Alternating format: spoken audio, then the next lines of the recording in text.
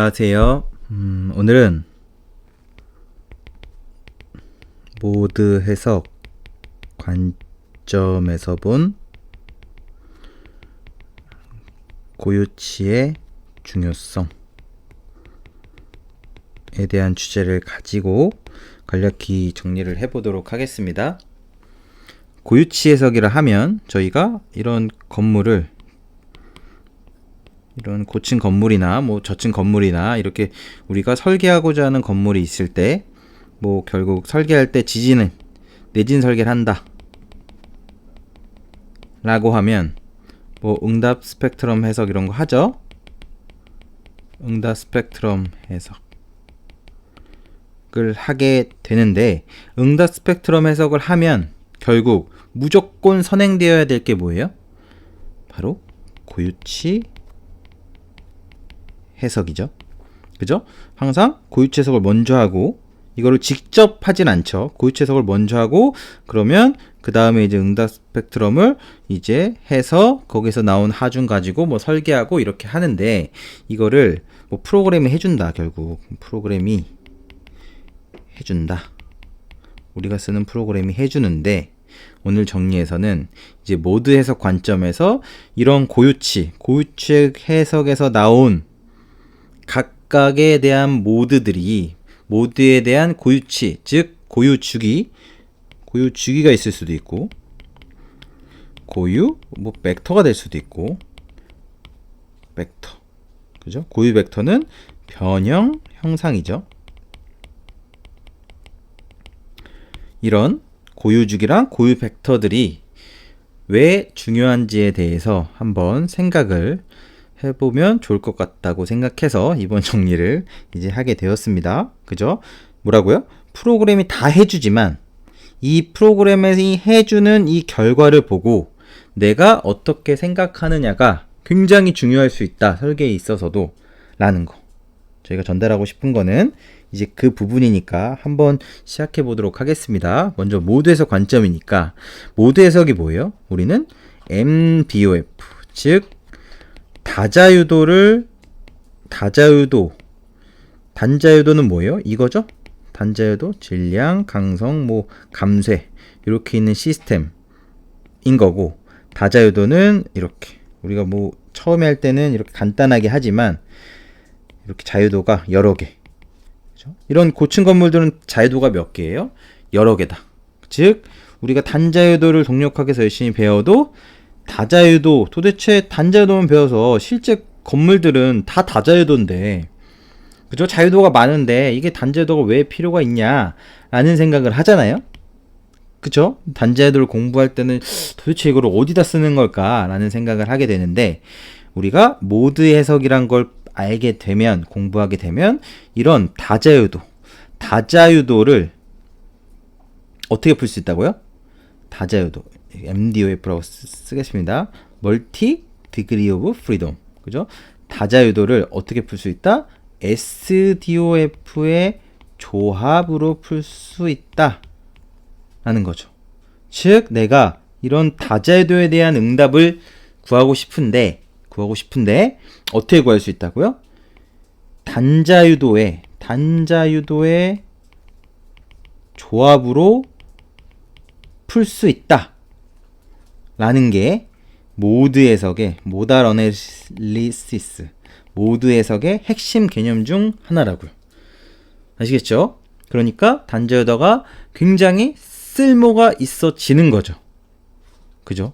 물론 스펙트럼 이런 거 할 때도 사실 단자유도를 기반으로 하기 때문에 우리가 하는 내진 설계를 생각하면 이런 단자유도를 사실 빼놓고는 생각하지 않을 수 없는데, 무조건 단자유도는 굉장히 중요한 거긴 하지만 그런 개념들, 응답 스펙트럼이란 해석이라던가, 그죠? 아니면 스펙트럼을 만들 때 등등등 해서 이런 내진 설계를 공부하기 전까지는 단자유도만 공부했을 때는 이게 얼마나 중요하고 이거 도대체 어디다 쓰는지는 사실 알 길이 없었다. 하지만 모드 해석, 특히 내진 설계에서도 사실 거의 끝판왕 중에 하나가 뭐예요? 모드 해석. 그래서 모드 해석을 할 때 이런 조합을 하게 되는데, 그럼 도대체 이번 정리에서 모드 해석 관점에서 본 고유치의 중요성이 뭐가 연관되는 거냐? 그거를 한번 이제 정리를 해보겠습니다. 이제 요약해서 모드 해석의 핵심 개념은 이런 거예요. 어떤 개념이냐면 UT가 시그마 R1의 N의 파이 R의 QRT다. 뭐 이거를 매트릭스를 쓰면 뭐 이런 식으로 되는데, 일단 여기 이 개념을 보시면 어떻게 되냐면, 만약에 어떤 내가 설계하고자 하는, 뭐라고 할까요? 뭐 그냥 요런 가장 간단한 개념부터 보겠습니다. 여기 요런 자유도가 두 개인 시스템이 있다. 이거 뭐예요? MDOF죠? 이런 시스템에 대한 응답, 얘를 구하고 싶다. 요 변이가 어떻게 되는지 구하고 싶다. 뭐 지진이 이렇게 왔다 라고 했을 때 어떻게 시간에 따라 흔들리는지를 알고 싶다를 어떻게 표현할 수 있다고요? 이렇게 파이 1 시그마죠. 더하는 거죠. 1 t 플러스 파이 2 qt 이런 식으로 두 개밖에 없는 건 현재 자유도가 이 자유도니까, 만약에 3층, 4층, 5층, 6층 점점점 되면 플러스해서 3층, 4층, 5층, 6층 이런 자유도가 늘어나니까 고유치가 몇 개예요? 자유도가 두 개인데 고유치는 두 개죠. 1차 모드랑 2차 모드밖에 안 나와요. 어떻게 나와요? 1차 모드 이렇게 왔다 갔다 하는 1차 모드, 2차 모드 이렇게 왔다 갔다 하는, 이거 외에 개수가 나와요? 안 나와요? 안 나온다고요. 그죠? 지금 현재 가장 간단한 걸로 하니까. 근데 이게 고층으로 점점점 갈수록 자유도가 플러스해서 뭐 이렇게도 되고 뭐 여러 가지 나오겠죠. 그쵸? 이렇게 되는 건데, 결국 요 의미, 내가 이 다자유도의 응답을 내가 구하고 싶다.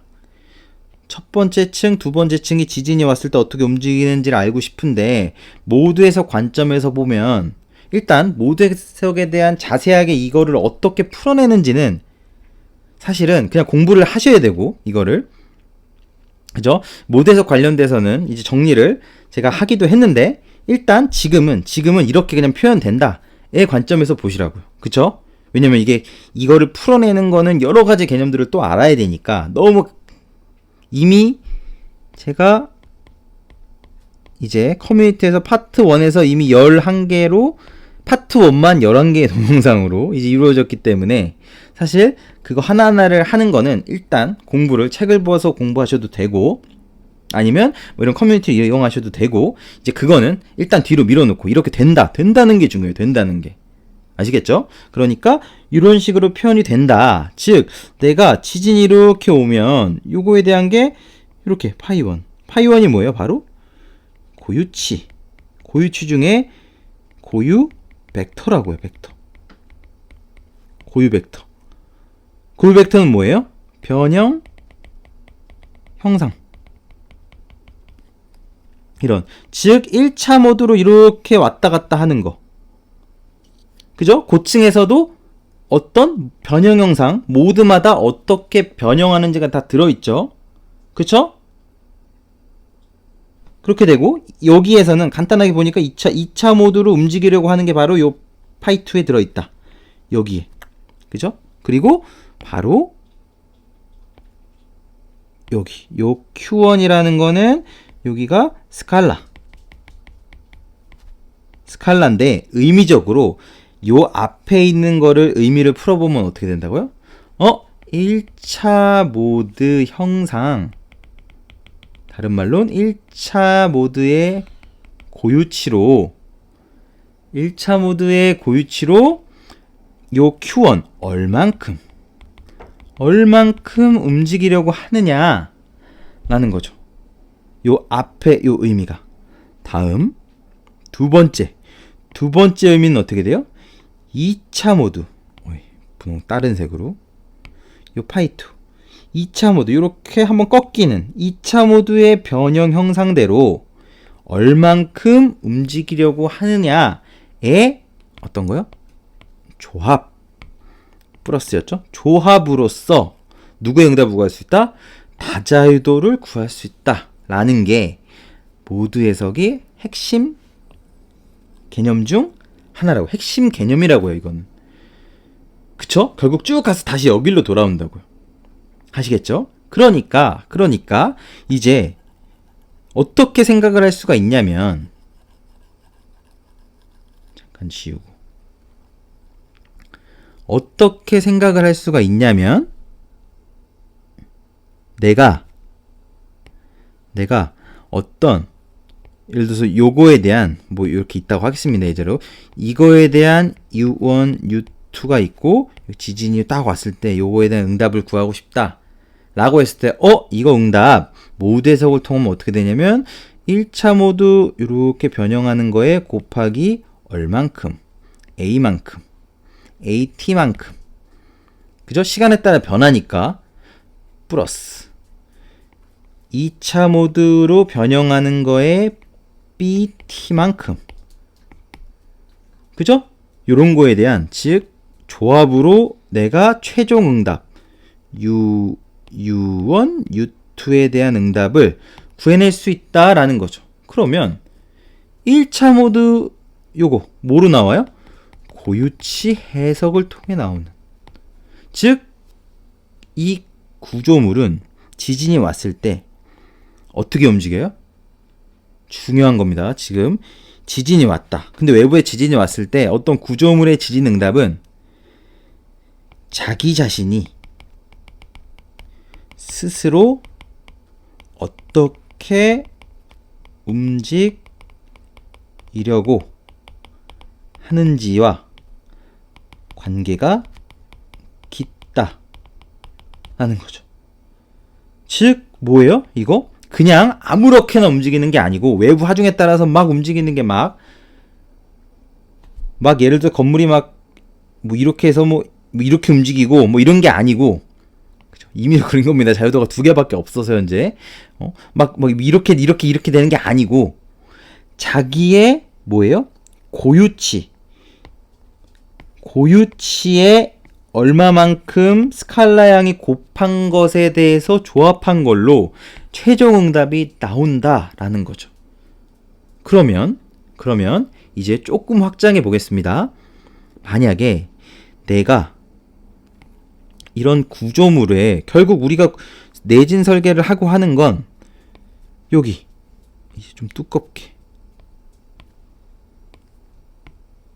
여기 U1, 뭐 U2 이런 지진 응답들을 구할 텐데 만약에 여기 이 모드 형상 고유치가 뭐랑 다르다면, 실제 내가 설계하는 구조물과 다르다면, 그죠? 다르다면 어떻게 될까요? 다르다면 한번 생각해 보시는 겁니다. 그죠? 어떻게 된다고요? 다시 내가 구조물을 설계한다. 그러면 내가 이제 실제 막 이런 구조물을 막 이렇게 해서 고층 건물을 설계한다. 지진이 막 왔다. 그랬더니 뭐 여기 이렇게 있어서 U1, 뭐 U2 점점점 해가지고 UN층에 대한 요 자유도가 응답을, 요 지진 응답을 구하고 싶다. 라고 했을 때 어떻게 된다고? 이걸 모드 해석 관점에서 보면 얘 1차 모드 이렇게 움직이려고 해. 곱하기 A만큼. 시간에 따라 변하면 AT만큼. 그리고 2차 모드 뭐 이렇게 변형하려고 해. 얼마만큼? BT만큼. 그리고 3차 모드 뭐 어떻게 움직이려고 해. 그죠? 곱하기 CT만큼. 점점점 해서 이렇게 조합되는데 내가 이 설계하고자 하는 이 구조물에서 구한 여기 이 고유치 해석을 통해 구한 여기가 이 값이, 즉 고유치들이 뭐랑 다르다면, 실제와 다르다면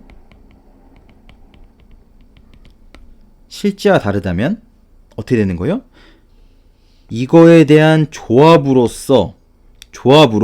고유치에 대한 조합으로서 최종 응답이 나오고 그거에 따라서 내가 설계를 하는데, 실제와 다르다면 결국 극단적으로 얘기해서 우리는 어떻게 될 수 있다고요? 얘가 실제와 다르다. 이게 실제 이렇게 고유치가 실제 이렇게 변형하려는 것과 다를 것이다 라고 하면 결국 이거가 조합된 여기 최종 응답은 뭐랑 다를 거다? 내가 설계하고자 하는 구조물의 응답이 아닐 것이다 라는 거죠. 이해하셨나요? 뭐라고요? 결국 각각의 고유치에 얼마만큼 곱한 것에 대한 조합으로서 최종 응답이 나올 수 있는데, 만약에 내가 고유치 해석한 값이 이상하다면 그거에 대한 결과도 어떻단 얘기예요?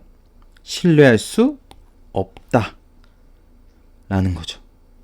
그쵸? 그러니까 사실 우리가 설계를 하거나 할 때, 모델링을 할 때, 어떤 구조물을 모델링을 했어요. 내가 어떤 구조물을 모델을 만들었다 라고 했을 때 사실 고유치가 적정하냐, 리저너블하냐, 합리적이냐, 이렇게 해서 고유 주기는 괜찮아? 고유 주기가 너무 길지는 않을까? 아니면 너무 짧지는 않을까? 아니면 모드 형상은 실제로 이상하게 특정 자유도가 튄다거나 아니면 이상하게 되진 않을까? 라는 것들을 반드시 보고 그게 이상하지 않아야만 최종적으로 우리가 구하고자 하는 구조물에 대한 응답이 제대로 나올 수 있다라는 거죠. 또 하나 바꿔 얘기하면, 내가 하나만 더 하고 자꾸 길어져서 일단 얘기할 게 너무 많은데, 일단 지금은 이게 고유치가 굉장히 중요할 수 있겠구나라는 것을 공감만 하시는 게 제가 이번 정리에서 말씀드리고 싶은 거고, 내가 만약에 구조물이 있는데 내가 이거 벽체가 뭐 이렇게 했는데 내가 설계 대상에서 이거는 내가 만약 뺐다, 설계할 때 이거는 그 힘을 많이 안 받고 뭐 비내력 벽이고 뭐 이렇게 해서 몇 개를 뺐어요. 부재를 특정 내가 구조 부재를 모델링 하는데, 만약에 어떤 부재들이 모델링이 안 됐어. 의도적으로 설계 엔지니어 판단에 의해 의도적으로 그쵸? 의도적으로 뺐다. 그냥 뺐다. 그렇다면 지금 오늘 정리한 거에서 관점에서 보면 어떤 게 성립해야 돼요? 이걸 빼도 뭐의 변화가 크게 없어야 된다? 고유치의 변화가 별로 없어야 된다라는 거죠. 만약에 내가 어떤 부재를 내가 모델링해서 이거는 모델링해서 내가 였는데 이걸 빼고 있음이 고유치의 결과에 유의미한 영향이 있다 라면 이렇게 함부로 빼면 돼요, 안 돼요? 실제로는 있죠. 실제로는 있습니다, 만약에. 그런데 이거를 고유치의 영향이 좀 큰 것 같아. 그러면 어떤 생각을 해야 되냐면, 이렇게 고유치 영향이 있다는 건 실제 내가 설계하는 구조물의 응답에 영향을 미칠 수 있다라는 거라고요. 그러면 실제로는 있으면 있는 게 더 맞는 거 아니야? 라고도 생각할 수 있어야 되고, 그죠? 어쨌건 어떤 판단의 모델링을 어떻게 하든 또는 어떤 유효 강성을 해서 뭐예요? 만약에 강성이 좀 변화가 됐다. 강성이 설계하면서, 그죠? 강성이 조금 바뀌었다. 내가 여기다가 강성이 좀 변화를 줬다. 설계할 때. 그죠? 그렇다면 이건 역시 오늘 정리한 관점에서 어때야 돼요? 만약에 그죠? 이 변화가 고유치의 영향이 크다라고 하면 우리는 항상 그러면 이게 실제 내가 설계하는 구조물이 진짜 어떻게 변형하는 게 달라질 수 있는 거 아니야? 라고도 생각할 수 있어야 된다라는 거죠. 즉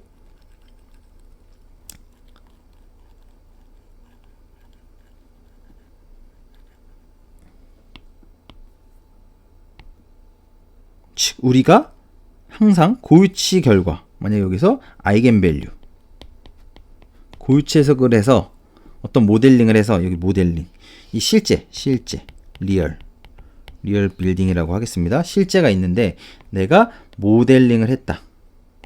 내 모델링을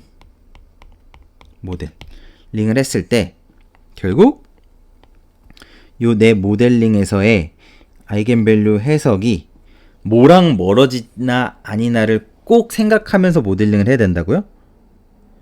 실제 리얼과 멀어지진 않을까를 고민해야 된다고요. 즉, 이 건물이 실제 이렇게 거동하는지, 실제 뭐예요? 이렇게 하면 비구조 보통 모델링 안 하죠. 근데 내진 설계 기준에서 보면 이 거동에 영향을 미칠 수 있는 비구조재들은 모델링에 고려해야 된다라고 나와 있죠. 그 말이 뭐야? 바꿔 얘기하면 실제 거동에 영향을 미칠 수 있는 건 그게 무엇이든 주의하자. 그죠? 그렇게 생각할 수 있어야 된다고. 이거 모델링 안 하면 실제 거동은 있으니까 모델링을 빼면 너무 실제 거동과 달라질 수 있는 거 아닌가요? 그렇게 되면 고유치 해석이 달라지고, 이렇게 되면 결국 최종 지진 응답도 영향을 미칠 수 있는 거 아닌가요? 라고 할 수 있어야 된다고요. 그렇겠죠? 그죠? 물론 여러 가지 이제 코드에 대한 안전율이나 이런 거 있기 때문에 이제 그런 건 일단 차지하고, 일단 우리가 어떤 모델링을 구성하고 이렇게 할 때 나름 이 모델링이 적정한가 아닌가를 판단을 해야 되잖아요. 그죠? 이 정도면 적정한 것 같다.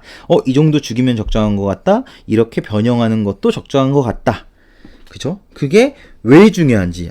이게 그냥 모델링이니까 중요하다고 생각했는데 사실 그 안에는 결국 우리가 나오는 이 고유치에 대한 조합으로서 최종 응답이 나오는데, 각각에 대한 고유치가 틀려지면 최종 응답도 틀려질 수 있겠구나. 모두에서 관점에서 보면.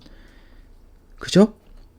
그래서 그렇게 꼭 생각을 한번 해봤으면 좋겠고, 이 모드 해석은 반드시 꼭 공부해 보셨으면 좋겠습니다. 이렇게 모드 해석을 공부하면 결국 프로그램이 다 해주는데 굳이 모드 해석을 내가 공부해야 되냐 라고 생각하실 수 있지만, 이런 거를 공부하면 최종적으로 내가 프로그램이 해주는 것들도 바라보는 시각이 바뀌기 때문에 꼭 한번 이 모드 해석도 공부했으면 좋겠다 라는 말씀 드리면서 이번 정리도 이것으로 마치도록 하겠습니다. 네, 감사합니다.